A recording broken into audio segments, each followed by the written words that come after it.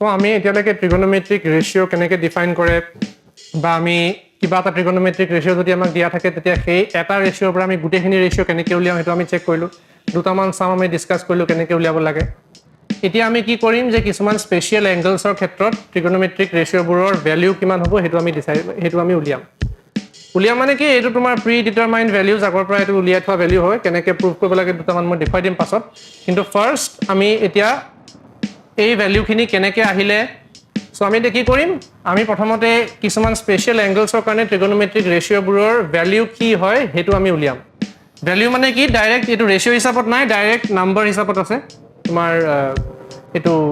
real number হিচাপত আছে so এইবোৰটো সব ৰিয়েল নাম্বাৰ হয় সো ৰিয়েল নাম্বাৰবোৰ আমি কেনেকৈ পালো পিছত ডিসকাস কৰিম বেলেগ বেলেগ ক্ষেত্ৰত আমি এংগলটো উলিয়াই লৈ মেলি প্ৰুফটো উলিয়াম যে কেনেকৈ কৰিব লাগে কিন্তু এই টেবুলখন বহুত ইম্পৰ্টেন্ট কাৰণ এই টেবুলৰ পৰা যিমানখিনি ভ্যালু আমাক দিয়া আছে এই ভ্যালুখিনি পিছত বহুত দৰকাৰ হ'ব যেতিয়া আমি সামবোৰ কৰিবলৈ যাম সো ফাৰ্ষ্ট আমি কি দেখিলো যে সাইনৰ ক্ষেত্ৰত যোনটো তোমাৰ ট্ৰিগনোমেট্ৰিক ৰেশিও আছে সাইন তো সাইনৰ ক্ষেত্ৰত আমি কি দেখিলো যে সাইন যদি থিটাৰ যদি জায়গাত আমি 0 পুট কৰি দিও তাৰ মানে যদি সাইন 0 ডিগ্ৰী ধৰো তেতিয়া সাইনৰ 0 ডিগ্ৰীৰ ভ্যালু হ'ব 0 সাইন যদি মই 30 লওঁ তেতিয়া আনসাৰ হ'ব 1/2 সাইন যদি মই 45 লওঁ আনসাৰ হ'ব 1/√2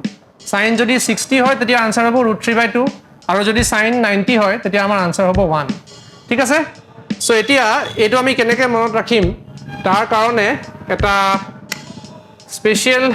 ফৰ্মুলা আছে সেই ফৰ্মুলাটো অলপ তোমালোকে চাব পাৰা লক্ষ্য কৰিব পাৰা √n/2 ঠিক আছে যদি n ৰ ভ্যালু 0 হয় তেতিয়া তোমাৰ ইয়াৰ ভ্যালু কিমান হ'ব 0 হ'ব যদি n ৰ ভ্যালু মই 1 দিও তেতিয়া কিমান হ'ব √1/2 √1 মানে 1 হয় সো এটো 1/2 আহিলে যদি n ৰ ভ্যালু 2 হয় তেতিয়া কিমান পাবা √2/2 পাবা √2/2 টো সিম্পলিফাই কৰি দিয়া √2 / 2 মানে কিমান 2 টো আমি √2 * √2 লিখিব পাৰো সো এটা √2 কেনসেল গ'ল আনসাৰ কিমান পালো 1/√2 থাকিলে আনসাৰ তাৰপিছত যদি মই n = 3 লওঁ তেতিয়া কিমান পাম n ৰ জায়গাত 3 পুট কৰি দিয়া √3/2 আৰু যদি n = মই 4 ধৰো তেতিয়া কিমান পাম √4/2 √4 মানে কিমান 2 নহয় জানো সো 2/2 = 1 এতিয়া মনত কেনেকৈ ৰাখিবা এটো চোৱা যেতিয়া n ৰ ভ্যালু 0 পুট কৰিলা তেতিয়া তুমি 0 ডিগ্ৰী ধৰি ললা ঠিক আছে তেতিয়া তুমি আনসাৰটো 0 পালা n = 1 মানে কিহৰ কাৰণে হ'ব 0 ৰ পিছৰ নম্বৰটো কি আছে 30 ডিগ্ৰী আছে 30 ডিগ্ৰীৰ কাৰণে আমাৰ আনসাৰ কিমান আছে 1/2 আছে সো এটো আমাৰ 1/2 আহিলে হয়নে তাৰপিছত n = 2 তাৰ মানে কি এটো n = 0 ৰ কাৰণে n = 1 ৰ কাৰণে এটো n = 2 ৰ কাৰণে সো n = 2 ৰ কাৰণে আমি কিমান পালো আনসাৰ 1/√2 সো এটো 1/√2 আহিছে সো n = 3 মানে কি হ'ব এতিয়া 60 ডিগ্ৰী হ'ব তো n = 3 পুট কৰি দিয়া লগে লগে মই আনসাৰ কি পালো √3/2 পালো ইয়াত আহি গৈছে আৰু লাষ্টত কি কৰিলো n = 4 পুট কৰি দিয়া লগে লগে মই আনসাৰ পাই গৈছো 1 সো ইয়াতো 1 আছে ইয়াতো 1 আহিছে সো এনেকৈ তুমি সাইনৰ কাৰণে তুমি গোটেইখিনি ৰেশিও উলিয়াব পাৰিবা কেনেকৈ উলিয়াবা আকৌ এবাৰ কৈছো √n/2 ফৰ্মুলা হয় n ৰ জায়গাত তুমি 0 1 2 3 4 পুট কৰিবা যেটো ভ্যালু পোৱা সেইটো accordingly 0 degree 30 degree 45 degree 60 degree আৰু 90 ডিগ্ৰী তুমি বহাই দিবা আনসাৰটো তোমাৰ আহি যাব সো সাইনৰ যদি তুমি ভ্যালুখিনি উলিয়াব পাৰা তেতিয়া সাইনৰ পৰা অটোমেটিক্যালি বাকি সব ট্ৰিগনোমেট্ৰিক ৰেশিও তোমালোকে ভ্যালু উলিয়াব পাৰিবা এতিয়া চোৱা sin θ 0 ৰ কাৰণে আমি 0 পাইছিলো 30 ৰ কাৰণে 1/2 পাইছিলো 45 ৰ কাৰণে 1/√2 পাইছিলো 60 ডিগ্ৰীৰ কাৰণে √3/2 পাইছিলো আৰু 90 ডিগ্ৰীৰ কাৰণে 1 পাইছিলো এতিয়া cos ৰ কাৰণে ডাইৰেক্ট উল্টাকে লিখি দিয়া উল্টাকে মানে কেনেকে cos θ cos 0 ৰ কাৰণে যোনটো ভ্যালু আমি পাম ন হেতু sin ৰ 90 ডিগ্ৰীৰ ভ্যালু হ'ব তাৰ মানে প্ৰথম যোনটো ৰ আছে প্ৰথম ৰৰ লাষ্টৰ ভ্যালুটো cos ৰ কাৰণে প্ৰথম জায়গাত আহি গ'ল ইয়াত কি আছে 1 আছে সো ইয়াত 1 আহিলে ঠিক আছে বেক সাইডে আহি যোৱা জাস্ট ইমানে কথা তাৰ আগতে কি আছিল √3/2 আছিল সাইনৰ কাৰণে সো cos ৰ কাৰণে 1 ৰ পাছত √3/2 আহিলে ঠিক আছে √3/2 ৰ পাছত সাইনৰ কাৰণে কি আছিল 1/√2 সো ইয়াতো 1/√2 সেম আহিছে হয়নে তাৰপিছত 1/√2 ৰ পিছত কি আহিছে 1/2 আহিছে সাইনৰ 30 ডিগ্ৰী সো cos ৰ কাৰণেও কি আহিব 1/2 আহিব তাৰ পিছত আমাৰ কি আছিল সাইনৰ প্ৰথম ভ্যালুটো 0 আছিল cos ৰ লাষ্টৰ ভ্যালুটো 0 হ'ব তাৰ মানে কি হ'ব সাইনৰ ভ্যালুটো উলিয়াই দিয়াৰ লগে লগে তোমালোকে যদি ৰিভাৰ্স অৰ্ডাৰত আহা তাৰ মানে প্ৰথমতে 1 লিখিলা তাৰপিছত √3/2 লিখিলা তাৰপিছত 1/√2 লিখিলা তাৰপিছত 1/2 লিখিলা তাৰপিছত 0 লিখিলা তেতিয়া তোমাৰ গোটেই cos ৰ লাইনটো আহি গ'ল ঠিক আছে tan θ উলিয়াবলৈ বহুত সহজ tan θ মানে কি sin θ / cos θ কৰি দিলে হৈ গ'ল তো sin θ / cos θ তাৰ মানে tan 0 ৰ কাৰণে কি sin 0 / cos 0 sin 0 value 0 cos 0 value 1 so 0/1 মানে কিমান পালো 0 পালো তাৰ পিছত কি হ'ব tan 30 ডিগ্ৰী কাৰণে আমি কিমান পাম sin 30 ডিগ্ৰী / cos 30 ডিগ্ৰী পাম তো sin 30 ডিগ্ৰী হৈ গ'ল 1/2 cos 30 ডিগ্ৰী হৈ গ'ল √3/2 সো 2 কেনসেল কৰি দিয়া 1/√3 আনসাৰ আহিলে এটো ৰাফ ৰাফত কৰি লবা sin θ / cos θ ফৰ্মুলা ইউজ কৰি মেলি tan ৰ কাৰণে গুটেখিনি ভ্যালু তোমালোকে উলিয়াব পাৰিবা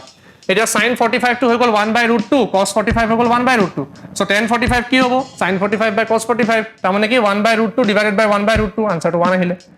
তাৰ পিছত সিমিলাৰলি যদি মই চাও এতিয়া 60 ডিগ্ৰী কাৰণে sin 60 √3/2 cos 60 1/2 2 কেনসেল গ'ল √3 আহিলে সো এই কাৰণে tan θ = কি sin 60 / cos 60 = √3 আৰু ইয়াত এটো যোনটো সিম্বল আছে এটো ইনফিনিটি বুলি কোৱা হয় ইনফিনিটি বুলি এটো কাৰণে কোৱা হৈছে কাৰণ চোৱা tan θ মানে কি আকৌ কৈছো sin θ / cos θ ইয়াতে তোমাৰ tan 90 কাৰণে কি আহিব sin 90 / cos 90 আহিব সো sin 90 মানে 1 আহিলে cos 90 মানে 0 আহিলে তাৰ মানে আমাৰ ফৰ্মটো কেনেকুৱা হ'ল 1/0 ফৰ্ম সো মানে 1 is being divided by 0 আমি জানো যে আমি যিকোনো নম্বৰক আমি 0 দি ডিভাইড কৰিব নোৱাৰো একোৱে নম্বৰক আমি 0 দি ডিভাইড কৰিব নোৱাৰো হয়নে সো এটো আনডিফাইন্ড মানে ডিভিজনটো ডিফাইন নহয় সো এটো কাৰণে ইয়াত তুমি আনডিফাইন্ডটো লিখিব পাৰা বা এটো সিম্বল ইনফিনিটি সিম্বলও দিব পাৰা বহুতে আনডিফাইন্ড লিখে সো আনডিফাইন্ড লিখিলেও ভুল নহয় আনডিফাইন্ড লিখিলেও এটো কাৰেক্ট হ'ব এনেকৈ লিখিব পাৰা আনডিফাইন্ড কেলে আনডিফাইন্ড কাৰণ tan θ = sin θ / cos θ so tan 90 degree মানে কিমান হ'ব sin 90 / cos 90 sin 90 হ'ল 1 cos 90 হ'ল 0 তাৰ মানে sin 90 / cos 90 কিমান হ'ব 1/0 আৰু 1/0 টো কি ডিফাইন্ড হৈ জানো ডিফাইন্ড নহয় নহয় division by 0 is not defined so আনসাৰটো হৈ গ'ল আনডিফাইন্ড বাই এটো ইনফিনিটি সিম্বলটো দিব পাৰা এটা cot θ মানে কি আসলে tan ৰ ৰেচিপ্ৰকেলটো তাৰ মানে 1/10 কৰি দিলে হ'ল cot 0 মানে কিমান হ'ব 1/tan 0 আৰু tan 0 কিমান 0 সো 1/0 মানে কিমান আনডিফাইন্ড সো এটো সিম্বল দিছো ইনফিনিটি সিম্বল দিছো ইয়াত তুমি আনডিফাইন্ডটো লিখিব পাৰা কোনো কথা নাই tan θ tan 30 ডিগ্ৰী মানে 1/√3 সো cot 30 ডিগ্ৰী মানে কিমান হ'ব tan 30 ডিগ্ৰী ৰেচিপ্ৰকেলটো হ'ব ইয়াত যদি 1/3 আছে উল্টা কৰি দিয়া আনসাৰটো আহি গ'ল কটৰ কাৰণে √3 1 ৰ ফৰ্মটো কেনেকৈ আছে 1/1 কে আছে এটো যদি উল্টা কৰি দিয়া কিমান পাবা 1/1 এ পাবা একে হ'ব আনসাৰ সো এই কাৰণে দুটা কাৰণে একে আনসাৰ আহিছে সো tan 60 আসলে √3 সো cot 60 কিমান হ'ব 1/tan 60 তাৰ মানে 1/√3 আহিলে আৰু এটো তোমাৰ কি আসলে tan 90 ডিগ্ৰী আসলে আনডিফাইন্ড বা ইনফিনিটি আসলে আৰু 1/∞ মানে কিমান হ'ব 0 হয় সো 1/∞ = 0 প্ৰপাৰ্টি মই ইউজ কৰি মেলি ইয়াত 0 লিখি দিছো সো এটো মন কৰিবা 1/∞ = 0 ইউজ কৰিছো নেক্সট আহিলে sec θ sec মানে কি cos ৰ উল্টাটো কৰি দিলে হ'ল তো cos 0 আসলে 1 sec 0 তেতিয়া 1 এ হ'ব cos 30 ডিগ্ৰী আসলে √3/2 ইয়াক তুমি উল্টা কৰি দিয়া sec 30 পাই যাবা ইয়াৰ উল্টাটো কি হ'ব 2/√3 হ'ব আহি গ'ল ইয়াত তোমাৰ cos 45 1/√2 আসলে ইয়াৰ উল্টাটো কৰি দিয়া √2 আহিলে তাৰ পিছত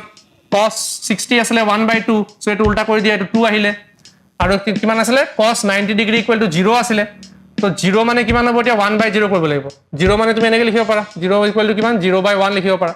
এতিয়া যদি মই ইয়াৰ উল্টাটো লওঁ ৰেচিপ্ৰকেল লওঁ কি হ'ব তেতিয়া 1/0 হ'ব 1/0 মানে কি তো ইনফিনিটি লিখিব পাৰা নহলে আনডিফাইন্ড লিখিব পাৰা সো এটো কাৰণে এটো আনডিফাইন্ড আহিছে সিমিলাৰলি cosec θ কাৰণে সেম কথা sin θ মানে কিমান আছে 0 আছে 0 মানে কি 0/1 ফৰ্মত লিখিব পাৰা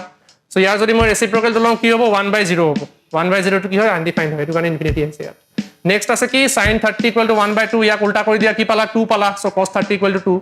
ইয়াত sin 45 1/√2 আছে তো cosec 45 টো কিমান হ'ব ইয়াৰ ৰেচিপ্ৰকেলটো হ'ব তাৰ মানে ইয়াৰ উল্টাটো হ'ব তো √2 আহিলে সিমিলাৰলি sin 60 আসলে √3/2 উল্টা কৰি দিয়া কি পালা 2/√3 পালা সো cosec 60 = 2/√3 সিমিলাৰলি sin 90 ডিগ্ৰী = 1 মানে কিমান লিখিব পাৰো 1/1 লিখিব পাৰো সো ইয়াৰ যদি মই উল্টাটো কৰি দিও 1/1 এ পাম তাৰ মানে এটোৱে পাম সো এটোৱে আহিলে সো এনেকৈ তুমি ট্ৰিগনোমেট্ৰিক ৰেশিওজ বোৰ স্পেশাল কেसेছ কিছুমানৰ কাৰণে উলিয়াব পাৰা এই এংগল কিটাৰ কাৰণে ট্ৰিগনোমেট্ৰিক ৰেশিও কি ভ্যালু হ'ব তুমি মুখস্থ ৰাখিলে ভাল কাৰণ এটো পৰীক্ষাত যদি কোৱেশ্চন আহে তেতিয়া এটো প্ৰপাৰ্টি ইউজ কৰিব লাগিব আৰু সাইনৰ কাৰণে যদি তুমি উলিয়াই দিয়া এবাৰতে তেতিয়া cos tan cot sec আৰু cosec টো তোমালোকে নিজে উলিয়াব পাৰিবা তো cos টো কি কৰিব লাগিব সাইনৰ কাৰণে যোনটো লিখিলা জাস্ট উল্টাকে লিখি দিলে হ'ল সাইনত ফাৰ্স্ট আইছিলে 0 তো cosত লাষ্টত 0 থাকিব সাইনৰ লাষ্টত আছিলে 1 তো cosৰ ফাৰ্স্টত 1 তো থাকিব সো এনেকৈ তোমালোকে ট্ৰিগনোমেট্ৰিক ৰেশিওটো উলিয়াব পাৰা